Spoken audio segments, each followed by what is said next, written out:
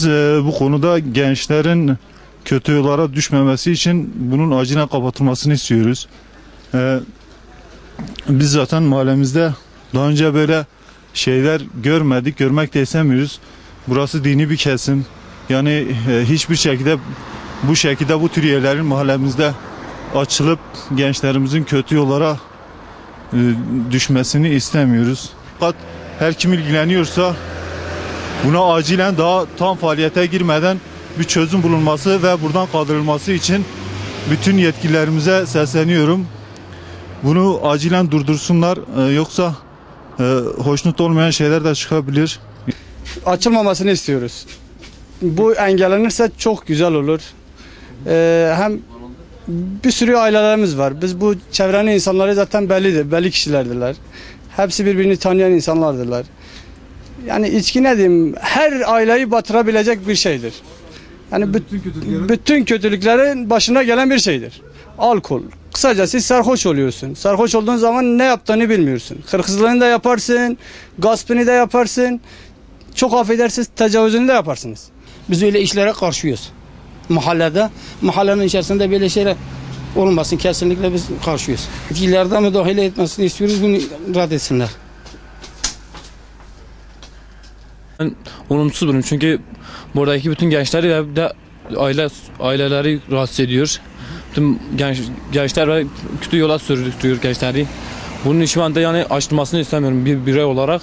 تشتیوه ها به جد جهیچگه و گهیچگه فروش هم نخوازین تشتیوه ها ایدکی هم تخوازین ایدکیلین نهیلن عیشه ها چه بالمحل آندا ضرر دنه گنجان ضرر دنه محل پر حساس تبه هم نخوازین کسن لکه تشتیوه هم قارشونه بلا نشه به عیشه اسلامت که نه یعنی عیشه مسلمانی نه عیشه انسانیت که نه گله نشه به هم نخوازین بلا کسن لکه بلا نوکن بلا ایدکیلی نهیلن رای ندانه همید خوازیم başka همید چه بیشین گلهش خواهد düşürmüş به نوکن وقتی که düşürmüş ne هم نخوازین هم قارشی نه بلا ایدکیلی نهیلن kapat keren dana kapat keren.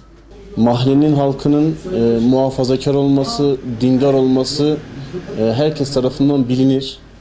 Mahallemizde şu an duyduğum kadarıyla böyle bir yerin açılması mahallenin geleceği açısından çok tehlikelidir. Çünkü zaten mahallede açılan internet kafelerin bizim kendi gençlerimizi farklı yollara götürdüğünü çok rahat görebiliyoruz. Bir de bunun üzerine içkinin gelmesi gençlerimizin tamamen elimizden kaydığına büyük bir örnektir.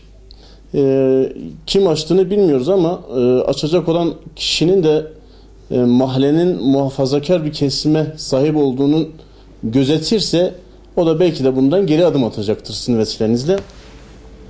İkincisi zaten hepimiz Müslümanız. Bir de Kürt olmamız, Kürt halkının dine ne kadar bağlı olduğunu, dini bütün bir halk olduğunu herkes tarafından bilinir. Bu konuda kendi geleneğine ve göreneklerine sahip olan bu halk içki ve benzeri yerlerin açılmasıyla dejenereye uğratıldığına şahit oluyoruz. İçki hem Müslüman olmamız hem de dindar olmamız, Kur'an'da öğrendiğimiz kadarıyla, bildiğimiz kadarıyla Allah'ın kesinlikle yasak kıldığı ve içkinin Müslümanlarca yasaklandığı, içilmemesi adına Allah'ın sık sık Kur'an'da birkaç ayetle alıştırarak halkı, Müslümanları bundan uzaklaştırdığına şahit oluyoruz. Çünkü Allah niçin bunu haram kıldı Müslümanlara? Biz şunu öğreniyoruz ki içki içen biri kendinden geçer. Kendinden geçen bu insan her türlü zararı ve pisliği yapmaya meyillidir. Medyada şahit olduğumuz kadarıyla alkolü kullanan insanların başka birilerine kadar zarar verdiğine de hep beraber şahit olmaktayız. Mahallede içki içip sarhoş olan insanların, gençlerin yine zararları bize dokunacaktır. Yine mahalle halkına dokunacaktır. Yine komşuna dokunacaktır. Yine mahalledeki esnafa dokunacaktır. Yani velhasıl kim açtıysa unutmasın ki o gün oradan açacak kişi, içkiyi alacak kişi sarhoş olduktan sonra yine aynı kişiye zarar verecektir. Bundan emin olsun. Çünkü Allah